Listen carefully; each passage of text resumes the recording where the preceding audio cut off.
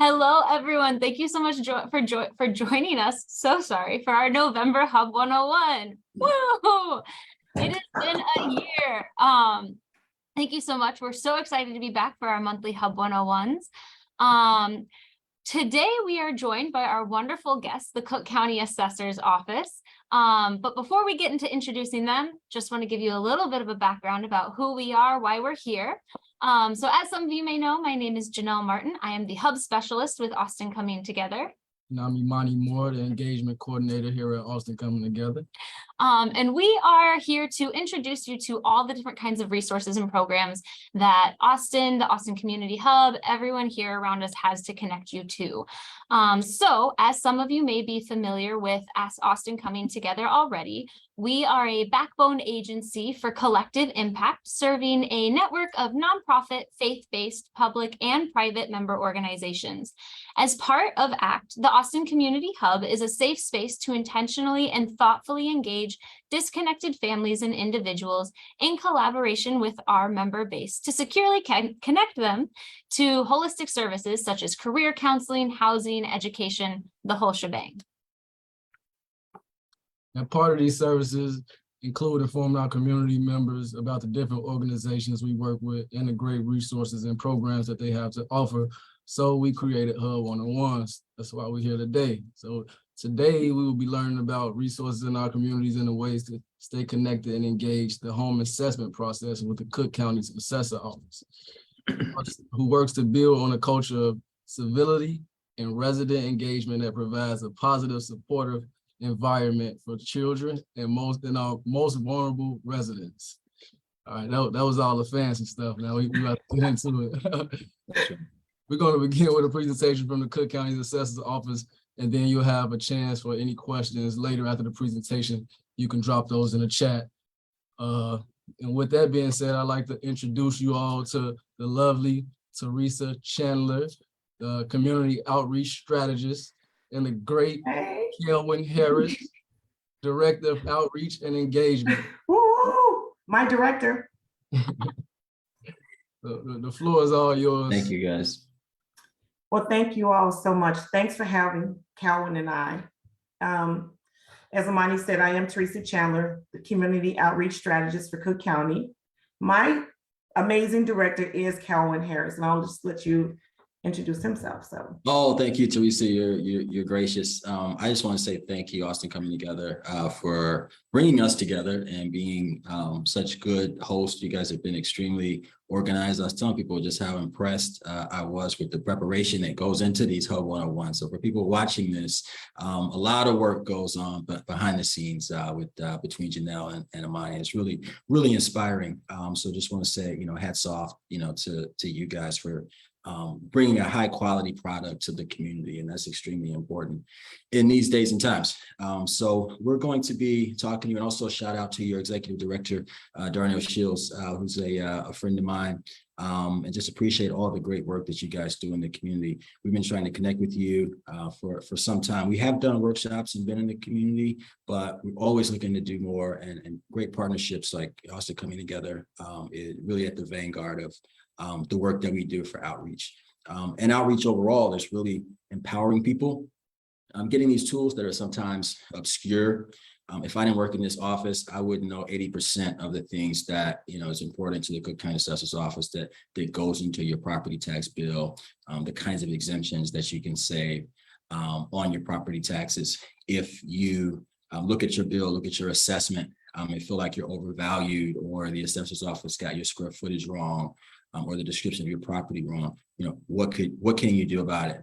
When can you take action? Those kinds of things. That's the kind of things that Teresa is going to be talking about today. And so again, hats off to Austin Coming Together for finding value in this, reaching out to us and making us a part of the Hub lineup. So happy to be here. I'm going to turn it over to Teresa, and we're going to take some questions later on. So thank you again.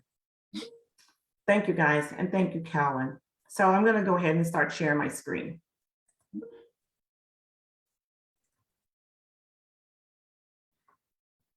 Everybody on board? Looks good. Looks good. Okay, well, let's take this journey. Let's take this flight. So, and thanks again, Austin Community for hosting this event. We really appreciate it. Now, what is the responsibility of the Cook County Assessor's Office? It's to set fair and accurate values of over 1.9 million parcels throughout Cook County. Now, these parcels are not determined on an individual basis, but rather on a mass appraisal system. And when I mean parcels, I mean the home you live in, commercial properties, residential properties. So that's what I mean by on the mass appraisal system, these properties and the home that you live in. We also administer tax savings exemptions that contribute to lowering your property tax bills. Yes, we help you lower your property tax bills. Now, the tax rates, the levies are set by municipalities and your local taxing bodies. In Cook County, we follow a triennial reassessment cycle. Means That's a really big word, Teresa, triennial. What does that mean? Triennial. Triennial means like every 3 years, okay? So every 3 years, we follow a triennial cycle. It's like Calvin, it's Janelle, it's like a tricycle. So right now, the north is in that front wheel, and the city and the south is on the back wheel. You know, we all probably learned one time on a tricycle. So right now, the north is in that front wheel, and they're in the lead, okay, at this time. They're being what we call reassessed. And so that's what it means. Just remember that. So every 3 years, your property is reassessed, and we look at it to see and determine the market value of your home. And during that period of reassessment period, you can file what we say an appeal. There's a 30-day calendar that you have to file an appeal if you're not pleased with your assessment. I just want to say back to triennial, not every county and jurisdiction do it like that. Like some places actually do it every year. Cook County, we would like to get to a place where we can do it every year because, when it's every 3 years, that means every 3 years, you're going to see quite a significant bump, and you kind of got to wait for that period for us to kind of reevaluate and get the market right. The market's changing all the time. So we would like to be more dynamic, and we're actually working on hiring more staff that we can, maybe fingers crossed, get to the place that we're no longer, a triennial district, but can do this yearly. So just want to add that. And one thing too, when I said that we are on the back wheel, so the last time the city of Chicago, in which we live, was reassessed in 2021. The next time the city of Chicago will be reassessed is in 2024, okay? This year, we are reassessing the northern suburb. And then next year, it will be the south and the western suburbs. So it's a good cycle that you can follow, and all of this information is on our website. Our office is very transparent. There's nothing hidden, and everything is there for you to receive. You can just actually go to our website, Cook County Assessor, maybe Calvin or someone of our team could drop it in the website, www.cookcountyassessor.com, to retrieve this map if you would like. When I talked about reassessment notice, when is your reassessment period, like we live in the city of Chicago, you will not receive this notice until 2024. But individuals, taxpayers who live in the northern suburbs, they actually receive this reassessment notice. Now, what does this reassessment notice contain? Well, it contains their market value, which is very significant, and information concerning their property, such as their assessed valuation. And it helps you to determine, should I file an appeal on my property? It tells you about your property characteristics on here and give you valuable information such as your property index number, okay? Now, if you were to file an appeal during your triennial reassessment, or anytime you file an appeal, your value, your assessed value, your new value will appear on your second installment bill. Teresa, can I tell you for a minute? Because I feel like because this is a 101, let's boil it down to just extreme basic, third grade level. So even using words like appeal, what does it really mean when you're appealing? Like what is an appeal? So an appeal means that I disagree for what you have on my property, meaning that possibly my square footage could be wrong. Yeah. Or I don't live in a frame house. So that's appealing. We have some information that's totally incorrect that you have deemed about your property. So that's appealing. You're almost contesting, right? You're contesting the value that the assessor gave you. You say, I disagree, you know, and I've got my evidence, and you'll go over kind of what that evidence can be. Yeah. But you know, and most people, they appeal for what? Overvaluation, right? Yeah, but it's Those two, not yeah. all the times about the value of their home. Not all the The other things too as well. Yeah. And I'll explain that. Okay. So this is a second installment property tax bill, and you receive a tax bill twice a year. Now, what I do is when I'm teaching and informing people about property tax bills is that the blue bill, I say, is the cold bill. That's a winter bill. And the yellow bill is for the summertime. That yellow bill is very important. Why? Because it has a wealth of information on here. The Cook County Treasurer's Office, they're responsible for mailing of the property tax bill. You're gonna say something, Calvin? No. Okay.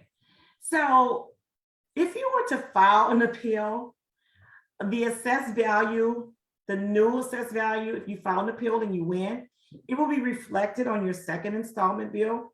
It's like everything is on the second installment bill. Your tax rate, your levies, your exemptions, everything is on this second installment property tax bill. Okay. You know, you used another vocabulary word there, Teresa. Levy. Yes.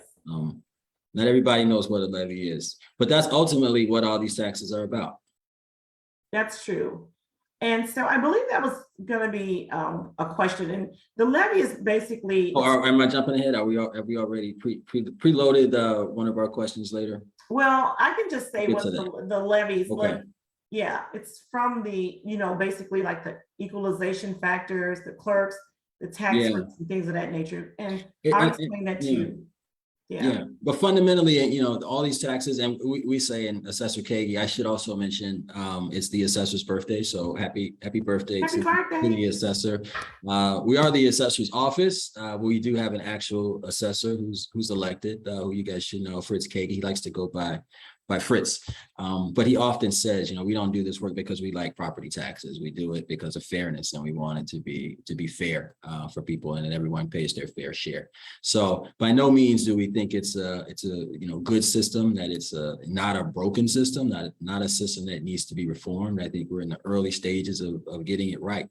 But it's just important to know why we assess property and what taxes go towards. And fundamentally, that's that levy. And on this second installment tax bill too, you can also see like all the districts. If you look in the miscellaneous taxes and schools, 70% of taxes go to schools, the school districts. But you've also got, Illinois has so many taxing bodies, some mosquito abatement districts, all kinds of things. But it's the way that we fund city services, schools, libraries, things like that.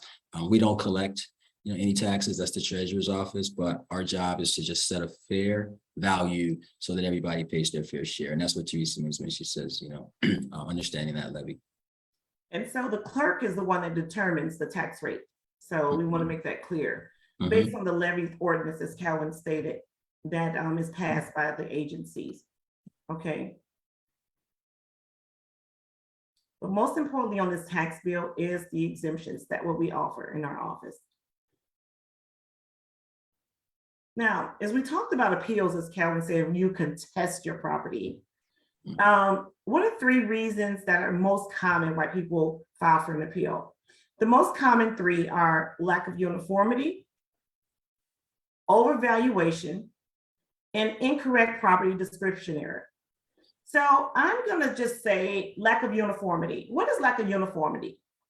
It's Janelle and I, we live in the same community, and they have the same type of home. And the characteristics are almost identical. But Janelle's assessed value is much higher than mine. And it shouldn't be. So that's lack of uniformity. Okay. So Janelle will probably want to file an appeal. based on the information that we have received. And she's looked at my home, and we're friends. And even if we're not friends, she's found out that there's some inconsistency there. So I'm going to let Calvin explain the overvaluation.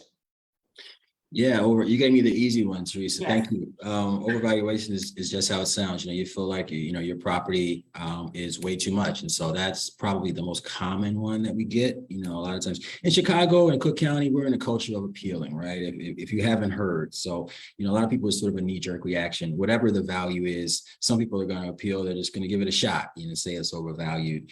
We like to think that, we've gotten a little bit more, learned a lot more, gotten better data, a little bit more sophisticated. And so, we try to, stand by our values to say, hey, we've got evidence that our values are right. But if you feel like, we're overvalued, and technically overvalued would be in our domain 10% over what fair market value might be. So if you feel like, your value is more than 10% what your home might sell for, what I don't like to stand by websites like Zillow, but sometimes they can give you like a picture. If you feel like your stuff is just way over what generally things are selling for, and whatever data source you look at, or just anecdotally, it's your right to appeal. And overvaluation is the box that you would check, and Teresa will talk to you about how to do that.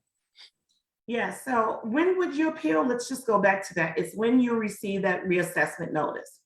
So since we live in the city, you definitely will receive that reassessment notice in 2024.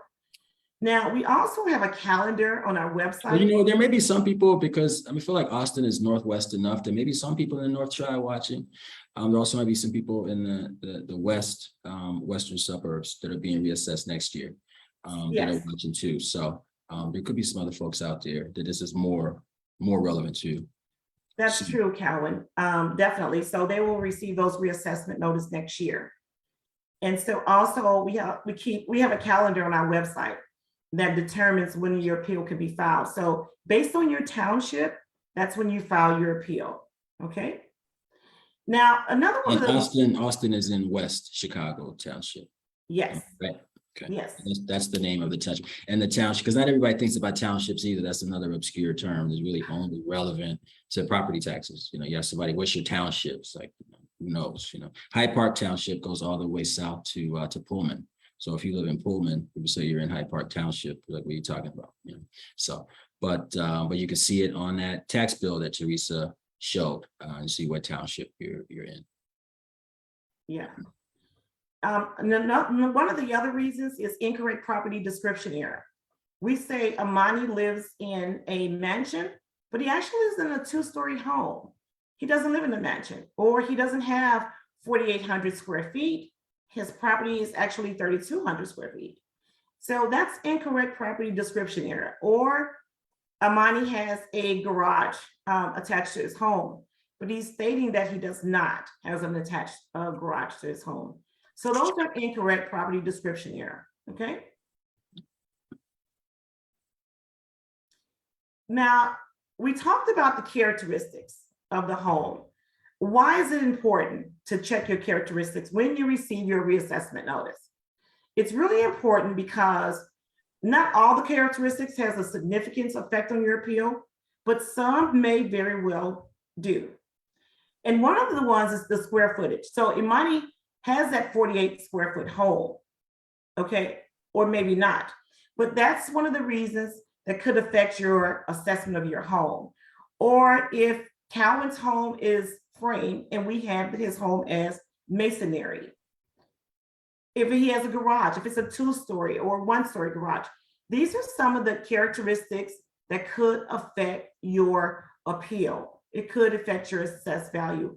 If we say that my home has a full finished basement, it has a rec room, and I know for a fact my basement is unfinished, these are some of the characteristics that you should check on your reassessment notice. Now, if these characteristics are incorrect, I consider, or you may consider, you may want to file an appeal. And when you file an appeal, it's very important that you document it with the photos, an appraisal, or other documentation to support your appeal. And on our website, we have so much information in regards to how to file an appeal. And you know, I have to say, Calvin, one of the things, and Janelle and Imani, filing an appeal is free. You don't need an attorney. Let me just say that one more time. You don't need an attorney to file an appeal. It's all free. The information is there. As Calvin stated, our office is transparent. We have nothing to hide. We're here to help you file your appeal. You can make an appointment to our offices, our branch office, or either you can come downtown and we will assist you with this matter. You don't have to wait every 3 years either to appeal. So that's important to know. You can still appeal, every year. It'll still be based on that value, that reassessed value from your reassessment year, but you do have the right to appeal every year. So on our website, when you look at that calendar, when you see West Chicago open, you can still appeal. Yeah, but the benefit of filing an appeal when you're reassessed, if you win your appeal, that value stays for 3 years. Mm-hmm. Opposed to if I appeal for my property right now, because I don't live in a 3,200 square feet home, mm-hmm. and I win the appeal. When I said win, the assessor's office says, oh, you're correct. That means that that value that they've placed me at would only last for 1 year. Mm-hmm. Yeah. So it's to your advantage to appeal when you're being reassessed. And remember, you should only reassess if there is really something, we have an erroneous matter of your home, if the characteristics are wrong, or if you deem or you have proof that we've made a mistake, okay? Now, I'm gonna talk about exemptions and the exemptions that we offer in our office. And these are tax saving measures that you can apply for. And there are 8 of them. The first one is the homeowners exemption. Then we have the veteran with disability exemption, the persons with disability exemption, the home improvement exemption, the senior exemption, I'm almost there, the veterans, returning veterans exemption, the senior freeze exemption, and the long-time occupancy exemption. These are some great benefits, okay? Now, what are the eligibilities of the homeowners exemption? You must have lived in this home, in your home, as of January the 1st of 2021. And it must have been your primary residence. All right, so if Calvin built a new home last year, the exemption, the homeowners exemption will be prorated as a new construction. All right. This exemption automatically renews every year. So once you apply, you don't have to apply again. Yeah, I always think of this one as just kind of a benefit to living in Cook County, right? Yes. You don't have to do anything for this exemption, but live in the property. But you only have it on one, right? Yeah, you have to pay those taxes. Yeah, so you only have this on one property. So you can't have like a homeowner. If you have 2 properties, you couldn't have it on another property. That's correct. So, you have to decide where you're going to live, your primary residence. And that's the exemption that you would apply for. And then we have the senior exemption. Now, in order to qualify for the senior exemption, you must have been born in 1956 or prior, and or own this property or have a lease or equitable interest in the property that made you responsible for the property taxes. And of course, have lived in your home as of January the 1st of 2021. This exemption automatically renews every year. Isn't that awesome? I remember I've been with the Cook County Assessor's Office almost 23 years. And I can tell you that people would run to our office, like it would be lines all the way down the hall, down the stairs. They were applying for the exemptions. But since 2018, our office, since Ms. Katie has come into our office and they become the assessor, that's no longer. You don't have to wait in line to apply for your homeowners or your senior exemption anymore. It's automatic. And did I say that we can apply online? You can apply for your exemptions online. We've made it that easy.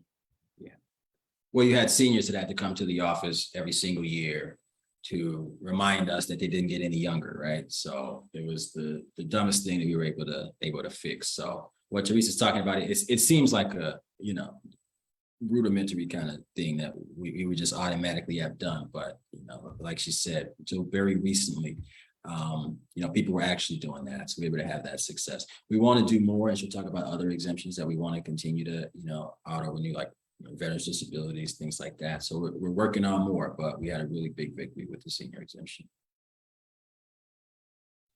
The senior freeze exemption. This is another amazing savings. And of course, like the senior exemption, if you qualify for the senior exemption, with this, it's based on your household income. So your household income must be less than $65,000. And yes, for 2021, due to COVID, we automatically renewed this exemption. You definitely have to apply for it every year because sometimes your situation changed financially. So you definitely have to apply. And you must have been liable for the property taxes in 2020 and also in 2021. And of course, this must have been your primary residence, okay? You cannot live in another home and take another exemption and live in, you have your primary home and then have another exemption on another home, even if it's in another state. That's totally illegal, okay? So it's very important that you make $65,000 or less. So that's you and everyone in that home, okay? Gross income. Now we have also, in addition to that, we have the persons with disability exemption. This exemption automatically renewed due to COVID-19, all right? And you have to apply for it every year. Now, what determines this? Well, your physician. We have a form on our website that's called the P-Tax 343. You would take the form to your physician. He fills it out. You return it to our office, of course, online. And as long as you're responsible for the property tax payment, and this is your primary residence, you will be eligible for the disabled persons exemption, okay? Persons with disability exemption. So you can have up to 4 exemptions. You can have the homeowners exemption, the senior exemption, the senior freeze, and a person with disability exemption. But remember, this exemption only auto-renewed because of COVID, as such as the senior freeze.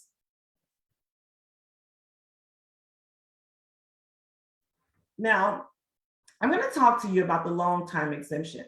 And this is an exemption that everyone thinks that they qualify for, okay? Most people, I'm going to say. This exemption, if you own and occupy your home as of January the 1st, 2011 to January the 1st, 2021, and your household income must be less than $100,000 for the 2020 year, and your equalized assessed value had increased, like significantly, that's set by the state legislator, then you qualify for this exemption. And so many people think that they qualify for the long-time exemption because they've lived in their house over 10 years. And of course, their household income is less than $100,000.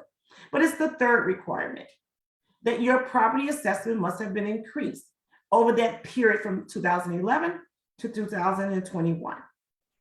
Okay? You want to say something, Calvin?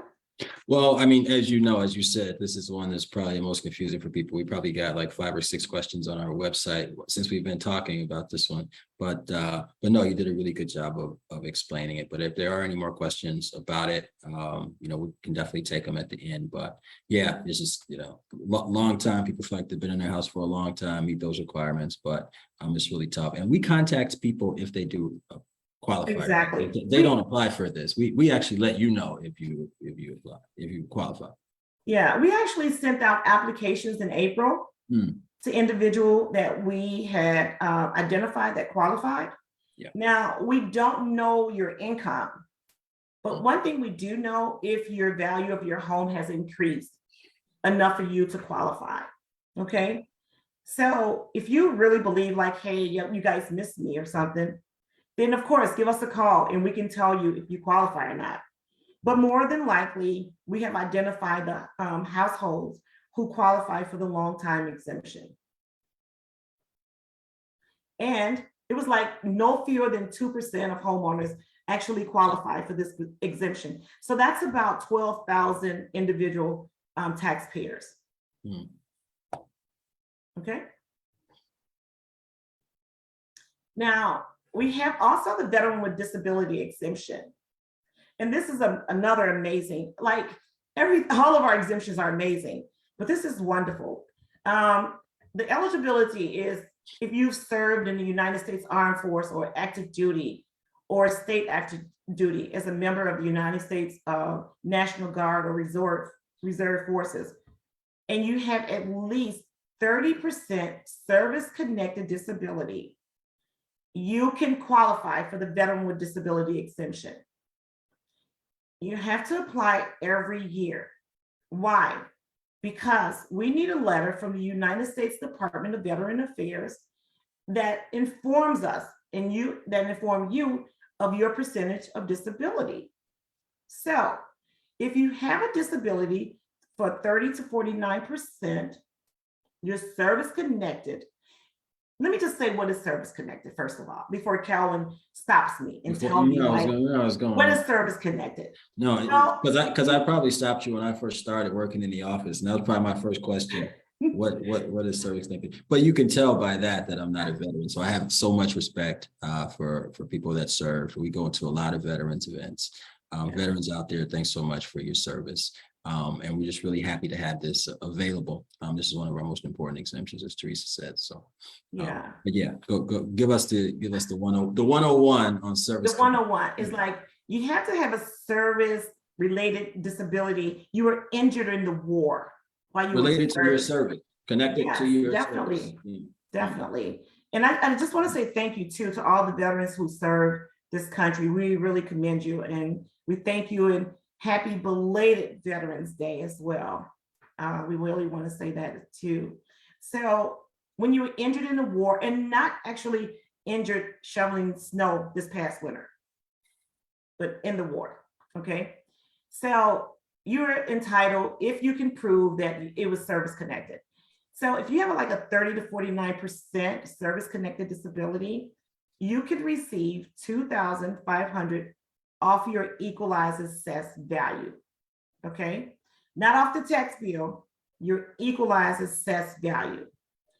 Or if you're 50 to 69%, you will receive, as you can see here in this presentation, you can receive $5,000 off of your equalized assessed value.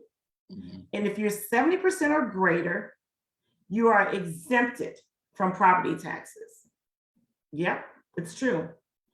Totally exempted. You just impressed Janelle. I just saw her face when you said that. So yes, how valuable is this exemption? You know, it's very valuable, and there's a lot of veterans who are service connected, and they have some type of form of service connected disability. But remember, you must have been honorably discharged, and you must have your DD 214. So there are some things that you have to provide for our office in order to qualify. But again, we really thank all the veterans for serving.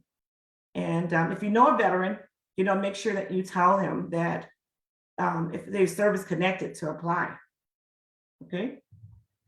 and that's the case with all these exemptions. It's like, I think the statistic is still true that even the most popular exemption, the homeowners exemption, 30% of Cook County residents still don't even have that exemption. So like I said, when I started, if I didn't work in this office, I wouldn't know as much about, exemptions or, if I have it on one property, I can't have it on the other property. And you can so easily, fall into different scenarios where either, you're in error or you just completely missed out on something. So believe me, there are people on your block, that you assume know this stuff, but not necessarily. So, at your holiday gatherings and whatnot this year, talk about this stuff and keep having us out and bringing us into the community. So we enjoy doing this. Yeah. And so I don't know if I stated, but you have to apply for this exemption every year because what happens, Janelle and Amani, your percentage may change. Your disability may become less, or you may get better, or it could grow, you know, it may get worse. So you never know, your percentage may change. And if it changed to 50, from 49 to 50%, not to say that's a good thing, but you will have more savings on your property tax bill. Now we have what we call the returning veterans exemption. And this exemption is for individuals who have returned from active duty. We get a lot of veterans that call our office and say, oh, I was in the service, say 12 years ago. No, this is for returning from active duty. This exemption must be filed annually, okay? And it's also a great savings for our veterans. And again, we thank you for serving our country. And of course, this must be your primary residence, or you must have a lease or equitable interest in this home in order to qualify.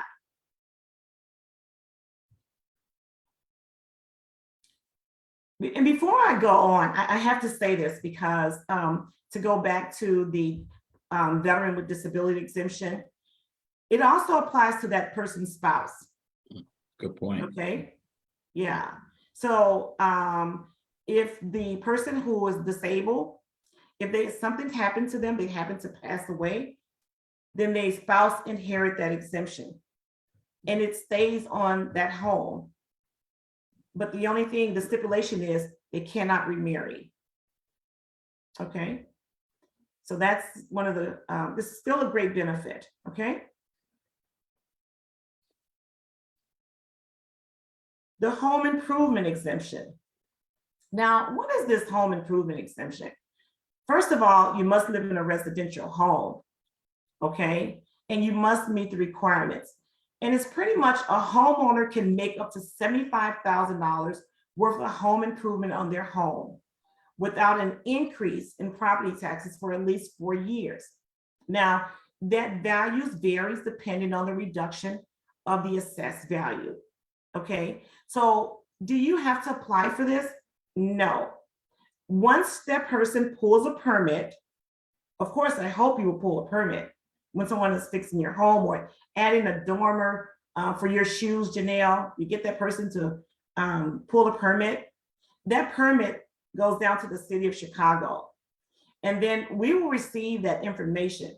So we know when you're making changes to your home, but make sure you pull the permit in order for you to qualify for the home improvement exemption, okay? Now, this exemption does not have to be applied for. As I said, it's automatic because we know what you're doing to your home. If you're following the city protocol, like pulling a permit, you definitely would want your brother or something, unless he's a licensed contractor, he's gonna pull a permit. But you definitely wanna pull a permit when you're adding significant square footage to your home or making home remodeling repairs. Yeah. And so Teresa's saying permit, but it's true, you know, people feel like, you know, that they're afraid or reluctant to do repairs on their home because they're like, man, my property taxes are going to go up. So this exemption automatically protects you from that. You know, I had a woman one time, she came to me and she said, you know, she had this beautiful garden out front and she was always just like adding to her garden. And it was the talk of the block. And she said people on her block were telling her like, you know, hey, you need to slow down on all those garden improvements because it's going to raise your property taxes. And so we were like, you know, that's hilarious. Absolutely not. You know, we're not like, you know, driving around looking at people's gardens and raising their taxes. So you've got all this like urban legend is, you know, what it is or raise your property taxes. And you got people that are afraid. Now you don't need to pull a permit to work on your garden, right? That was just an extreme example. But you got people that want to make minor additions, you know, to their, you know, kitchen or bathroom or, you know, add that rec room that Teresa was talking about. You know, it's by law, you should pull a permit and you should know that there are some protections in place. So that your property taxes don't, you know, shoot up because of it. Want to reward you for improving your home and your neighborhood. Thank you for that. So this is the Cook County Property Tax Portal. And this is information.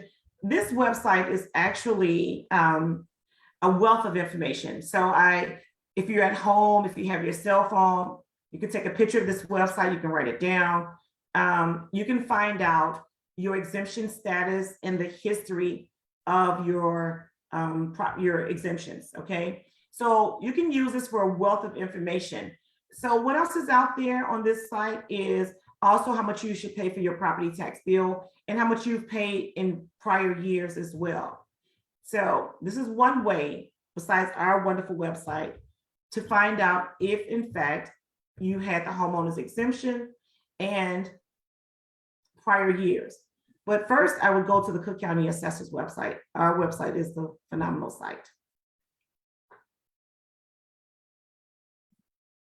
Now, the reason why I brought this property tax bill up again, because the other one was very small. And I just wanted to really highlight the importance of filing for your exemptions. You know, I'm a community outreach strategist, and I travel throughout Cook County so many times out of the year. And there's a lot of people who do not apply for their exemptions. I cannot stress them how many times. Please apply. If you know people who own homes or taxpayers, tell them to apply for their homeowner's exemption, their senior exemption, the senior freeze exemption. You know, call our office. We can help. Also, it gives you the breakdown of your tax rate, the state equalizer, and what's going on with your property tax bill. What are you paying for? Anything else you want to add to that, Calvin? No, I would just say the most important thing here to look at are those zeros in Teresa's inner box here under tax calculator. Like if you live in your home, you've lived in it over a year, it's your primary residence, it shouldn't say zero. That means it's missing. So zero means something's missing, right? If you're over 65 and you apply for the senior exemption, shouldn't be zero. If you over 65, make 65,000 or less, shouldn't say zero. So make sure if that's a red flag. If you see zeros in there, that means it's missing. And you can also do something about that if it's missing too. And Teresa will talk about that. Yeah, and also too, Calvin, exemptions are only on your second installment bill. Okay, because sometimes we receive calls and emails and they says, I didn't receive my exemptions. Well, exemptions happens and comes on your second installment bill only. Okay, so that's very key. Yeah. Now, back again with the exemptions. Why? Because they're so important. So if you received these exemptions last year, there's no need to apply this year. All right. So, and that's the homeowners, the senior, if you're 65, the veteran with disability exemption, the senior freeze exemption, and the persons with disability exemption. Exemptions are on the second installment property tax bills. Okay. Now, to check your property exemption history, your appeal history, if you file an appeal when you receive that reassessment notice, your assessment history, what is that? What we have your house valued at, and read about your reassessment, okay? Because we have all of this information on our website. As I stated, our office is very transparent. There's nothing hidden about your property. And in fact, we've added more information. We won an award for data integrity and residential modeling this year. So we are making our office more transparent, and there's a great amount of information regarding your property on our website.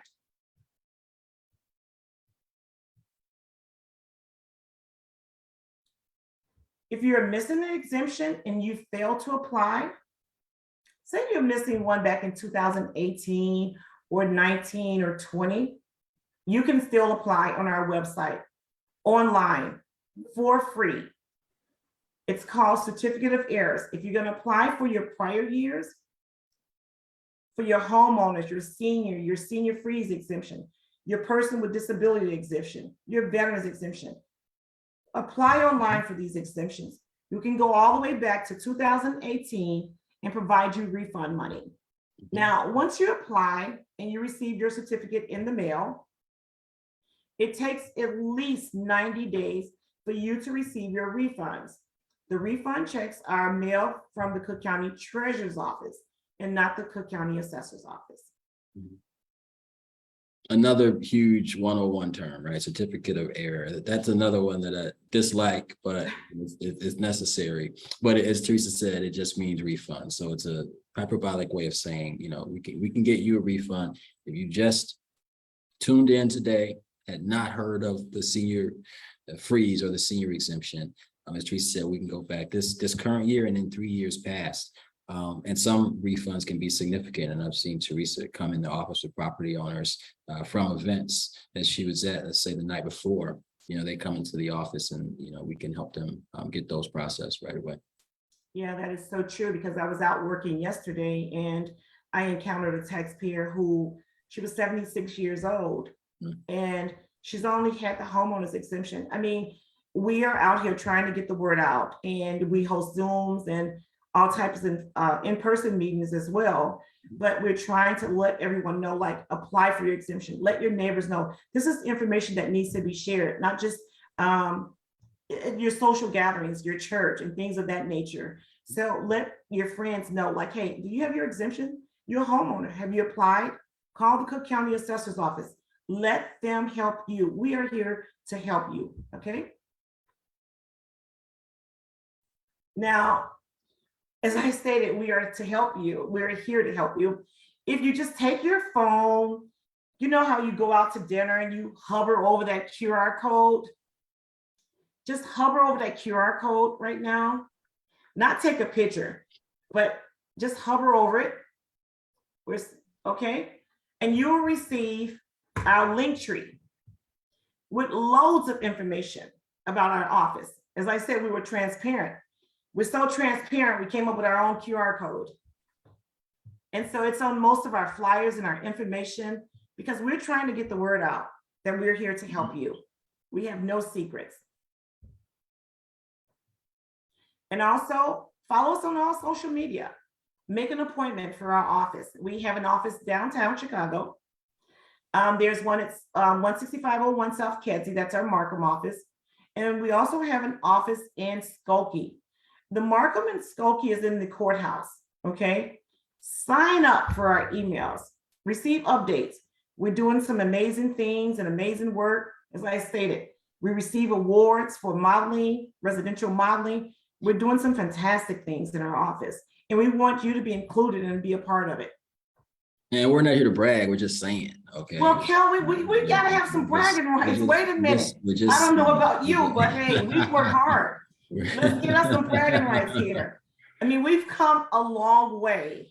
I remember we had boxes everywhere when people were filing an appeal and you just have to walk through, but now we're filing online. So we've come a long way with this. So I'm sorry, we got to brag a little bit, you know? Definitely, most All right, definitely. okay, just a little bit. Definitely. So I want to thank you all for attending our workshop. And are there questions? I'm going to stop Yeah, sharing. let's take some questions. We have all the questions. Okay. Okay, Thank I'm you gonna stop sharing. so much. That was extremely informational. That's the word I'm looking for, and wonderful. I didn't know a lot of that stuff about housing. Now, granted, I don't own a home just yet, but I had a lot of my own questions about home ownership and what that might look like as this is coming up. And we had a couple participant questions too. So I know Amani and I have got some that we want to go ahead and go for. Do you want to pick it up? Yes, let's get on with the first question. Okay, so what determines the market value of a home? When you kind of like, how do you determine that when you're kind of looking at these properties and assessing them? You want me to start with that, Teresa? Go ahead. Yeah, I mean, so as I mentioned earlier, I think that's a really good question to kind of bring us back to 101 foundationally. You know, Teresa talked about mass appraisals. You know, what's an assessment? It's basically an appraisal. You know, it's an appraisal of what that property ultimately was sell for. So the most important thing is what private called arm's length transactions, you know, willing buyer, willing seller would pay for that property. you know? So if it's a mother and a son, that might be a discount. That might be kind of like off market or something like that. And we have a way of factoring in that variable too in our models. But for the most part, we're looking at, what just the legitimate arm's length transaction the market would sell for. That's why I mentioned companies like Zillow and, Redfin, places like that, kind of give you a snapshot, of what properties are selling for. That's not ultimately what we use. Sometimes it's similar data, but, ultimately it's, what sells in your neighborhood occurred since the last reassessment. And that gives us a picture, and we should be in the range of about 10% plus or minus of what that property would have sold for. Then we've done our job. And then too, let me just add to that, Cowan. We value these properties on a mass appraisal system and not an individual appraisal. So we wouldn't take Janelle's home and then Amani's home and then Cowan's home and then mine to value these properties. Also, in addition to that, we have valuations report to provide you information about your house, about your home and how we have assessed your home. So there's some valuation reports and data on our website. So Yeah. transparency is definitely there. Okay, so if people wanted to know more about why it's being assessed this way, they can easily access that conversation and then connect with you all to have a deeper conversation.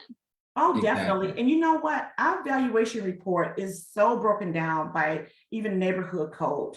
So right now, as I stated, we're assessing the Northern Tribe. So it's broken down by neighborhood code. So just say hypothetically, we're in Wheeling Township. So a person in Wheeling Township could actually look up their township and look at their neighborhood code to see where the mean and the median is on their property value. Definitely. And what it's on our website under data. And you can go to your township. You can also now, we've updated our website, it continues to be updated. You can put in your PIN number. You'll see your township and there'll be a link to that township where you can look at, kind of under the hood data. So there's so much data you can nerd out on our website. And if you're into, code, all of our code from all of our models are available as well.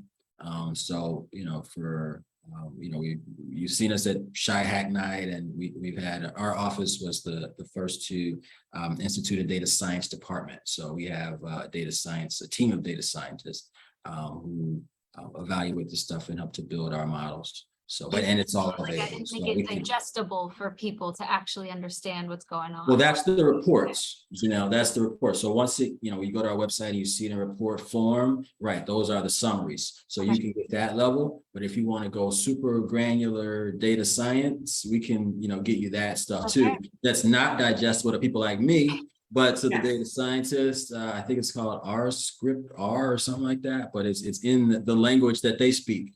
And they can dive into that stuff too. So really at every level, you can, learn about our data.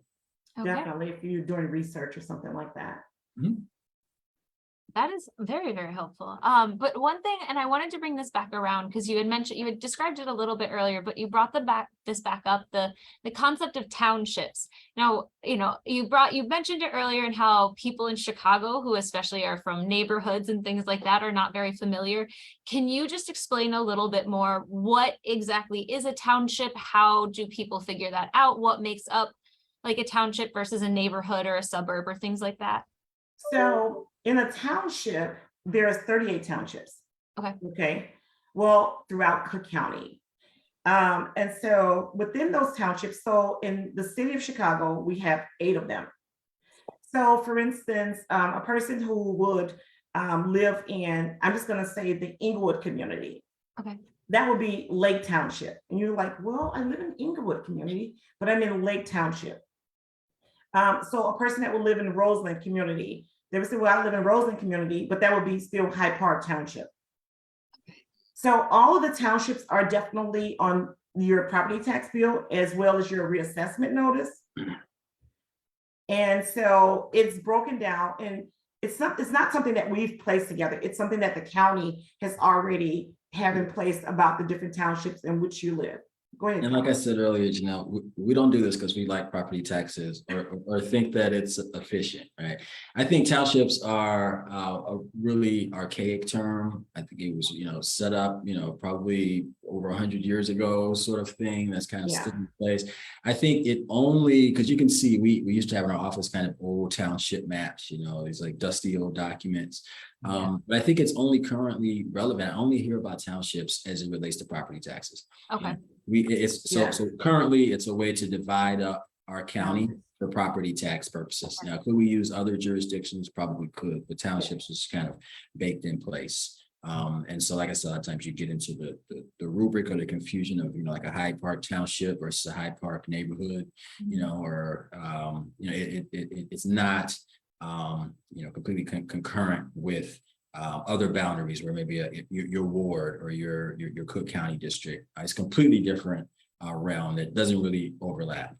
So just as Teresa said, just pay attention to that property tax bill, because that's going to tell you, or go to our website, put in your PIN number, put in your address. That's going to tell you what township you're in.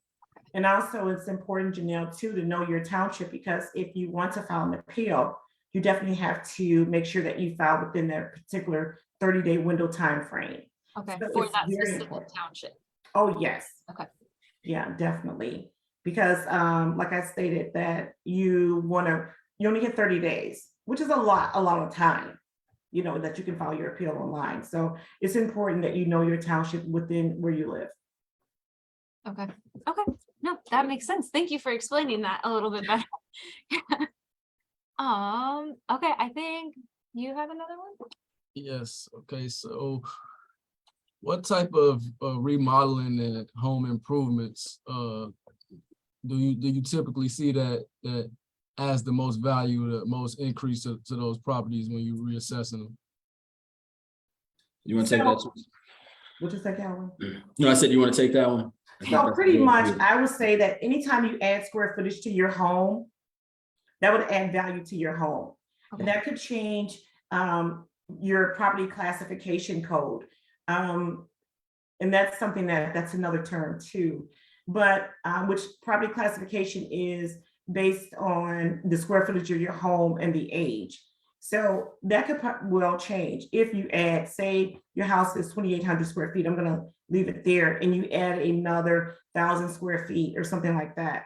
So definitely adding square footage to your home will possibly increase the value of your home, which could increase your taxes of your home. Okay. And also that property, remember, every 3 years, we're going to reassess it. So. Okay. One thing too to know that we don't go inside homes. So, I mean, we do have a field team that goes out and, they'll inspect properties, but we don't go inside of people's homes. We sort of rely on market data for that. So that's one where there can be some significant discrepancy, because you may be living in a home that, hasn't been remodeled or upgraded in some time. So if, we do set up our mass appraisal models based on what a property would sell for, where interior condition has a really big impact on that sale. So we're doing more to get better data overall, but just know that we don't go inside of interiors of homes like that. Yeah, and Amani, your home better than we do. So what's inside your home, and so we want our market to reflect what's there. So if that there's indiscrepancies, definitely file an appeal and provide pictures and provide proof of your home. And as Calvin said, we don't come inside home, but our field persons, they may come to your home and they may do a sketch and measure, but they would definitely have a Cook County Assessor's ID. So that's the possibility they may come out. Okay. And what about like if you're wanting to add like a front porch, and I know you mentioned that like gardening wouldn't necessarily do that, but I know some people want to add like a berm in the front yard to add a little privacy, or maybe dig like a pond. Are those things that would affect the value of your home as well? Or definitely, because it beautifies the home. Okay. It adds more square footage to the home. If you're adding square footage, definitely it will affect the assessment of your home. Okay. If you are adding some pictures or just doing minor touch-ups in the home, No, not at all. You But I know, would just say, and- don't be frightened, well- you know, don't be frightened to make improvements to your home. Yes. You know, as you look at a comparison, even like sometimes the significance between, you know, a bathroom, 2 bath versus 1 bath, 1.5 versus 2 baths, you know, it's really not that significant as far as like what your overall tax bill might be. So when we say, you know, it could impact the taxes, it's not gonna like, you know, mean you're gonna have this like huge bump in your taxes, you know, just because, you know, you added that, you know, square footage for your garden. So we just run into people all the time that, you know, people are sort of petrified or sort of, you know, paralyzed from making improvements on their home because they're like, you know, hey, it's gonna cost me. And as we saw, we've got, you know, protections in place with that homeowners exemption, or not homeowners, home improvement exemption. And then also overall, just in our modeling, we're not penalizing people for making improvements. Okay. Yeah, we want you to. Okay. Okay. So everyone, hear that out. Like, don't be afraid. Put that porch on, do the garden, add that extra bathroom, but like check in with them first. Call Janelle, she'll get a hold of it. Call me, I'll get you connected to them. I think we have time for maybe just like 2 more questions. Okay. We're here. All right. So let me see. What happens, and this is actually a pretty, there's so many good ones that we have for you. Okay. So what happens if you purchase a property that is already receiving an exemption from somebody? Oh, that's a great question. I'll take it. Teresa's licking her I chops. love on these. this I one. love Yeah, exemption she's good. questions. I mean, any questions is fine, but so just say, okay, I'm going to give you two scenarios. So Janelle, you purchased your home from me, and I already have the homeowner's exemption, right, in place. Therefore, you will not have to apply for it because the home already has the homeowner's exemption on the home. So it automatically carries over. And this is one of the great things I was saying about our office. Like, we're putting so many significant things in place that taxpayers don't have to apply. So once you purchase the home, the house has the homeowner's exemption, it automatically transfers over to Janelle. Now, Teresa, hypothetically, what if you also were a veteran with a disability or a spouse of a deceased veteran with disability, and you had that exemption on your property that Janelle bought? So now the veterans is a little different with the exemption on the home, okay? So that person will not transfer over for Okay. that veteran. But if they were the homeowners and the senior, it definitely, if Janelle is 26, I'm just gonna say you're 26 years old, Janelle. That was right on the dot. Girl, I know these You need to things. tell futures or something like, you Girl, know. I know this. I'm telling you, I'm good at this, okay? So you're 26 years old and I'm a senior citizen. I have the homeowners, the senior and the senior freeze exemption on the home. Okay. That first year, when you purchase a home, you will receive the homeowners and the senior exemption. Even if you're not a senior, but that following year, it will fall off. You would have to let us know, like, hey, I received it the first time. I'm not eligible for the second year. So definitely, because you have to apply for it again. Yeah. Okay. Now for the veterans with the exemption, Calvin, I would definitely have to check on that because the laws have changed about the veteran with disability exemption, because I'm not a veteran and I would not want to claim. Okay, we'll look into that. But after that first year, Janelle, Yes. so the ones that do carry over, like you would have to have them removed Okay. Yes. and have them put in your name. So you did get the Exactly. benefit of that senior exemption or senior freeze for that first year. Then after that, you got to contact our office. You got a form for that to say, hey, it's a waiver, an exemption waiver to say, hey, this exemption should be removed. And now I'm applying for them in my name for the ones that I qualify for.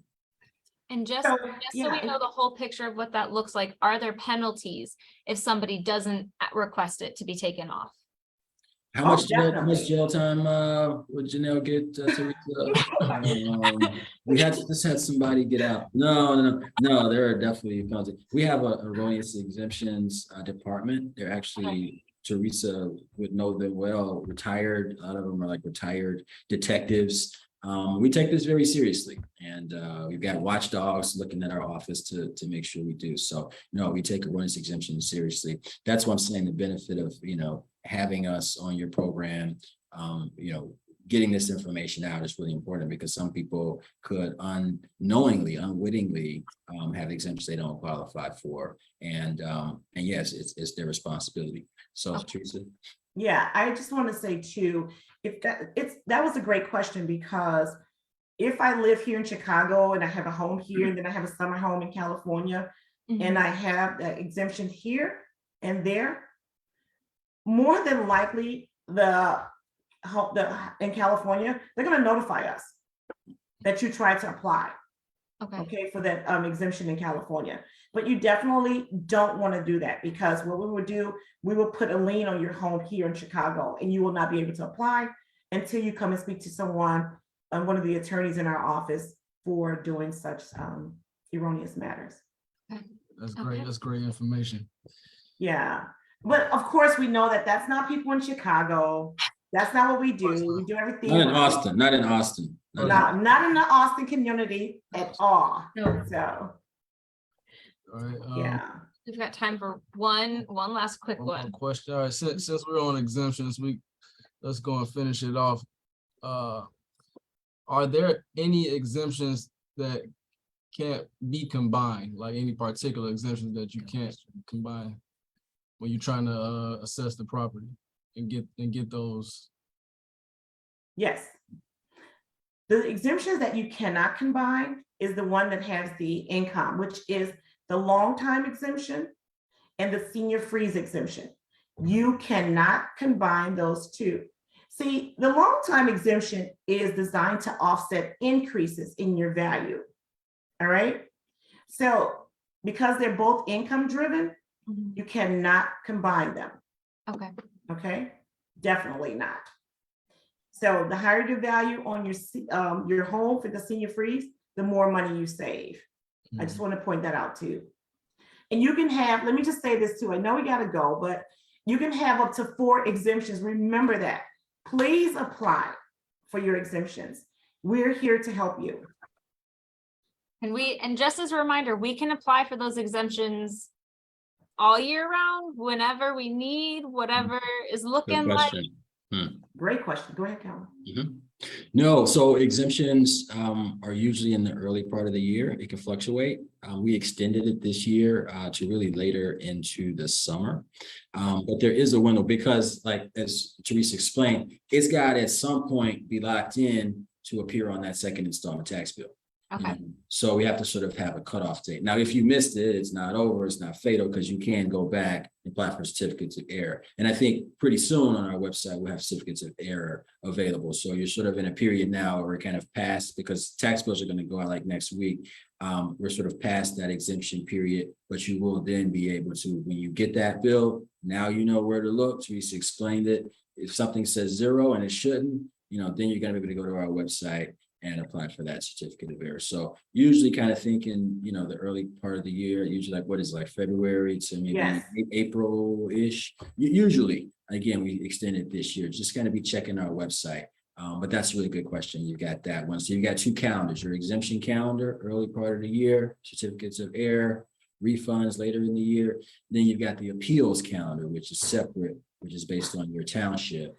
And that's sort of staggered throughout the year whenever that one. Okay. Yeah, and that is really awesome information, the way you explained it, Calvin, about the exemption. So we definitely want to learn it from you, Teresa. Learn it from you. You definitely want to get those exemptions in. Okay. So hear that, from February to April-ish, get your exemptions in. No, that's not set in stone. No, that's not set in Think about stone. the early That's first not half of the set in year. stone. Okay, about the first half first- of the year. Think about Yes. Looking at the Cook County's assessor's office, get those exemptions in. Remember, we run on a tricycle kind of format. We won't be reassessed until 2024, but keep it out there.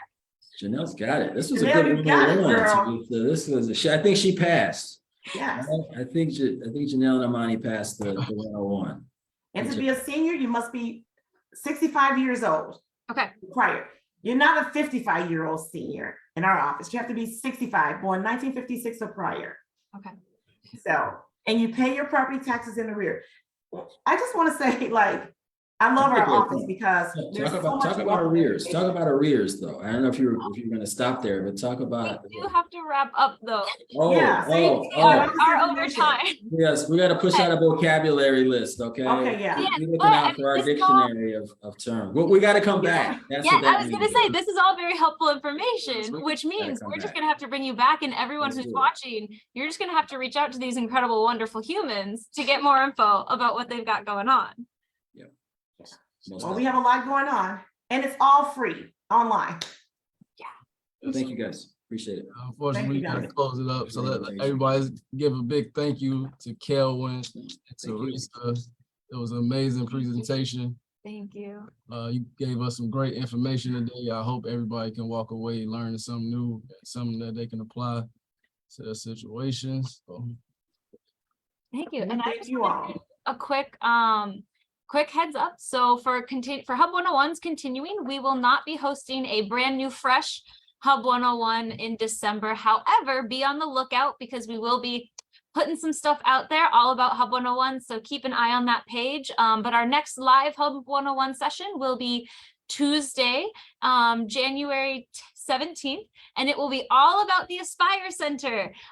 So the big Aspire Center that is popping up here in the neighborhood of Austin, our very own neighborhood right here in one of our old schools. We want to tell you all about this incredible project that is happening, what's coming, what the neighborhood can look forward to, ask any questions they've got about it, and it will be presented by our very own Executive Director, Darnell Shields. So super excited for that. Thank you again, Cook County's Assessor Office. Y'all are awesome. Any closing remarks? now it was a great presentation. I look forward to us continuing this conversation. I still got a lot of questions to ask.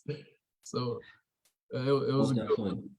Yeah, we have a lot to We say. look forward to continued collaboration. Thanks, guys, and thanks for all that you do for the Austin community. Of course, of course. Thank you. Have a great day, everyone. Thank you all. Thanks.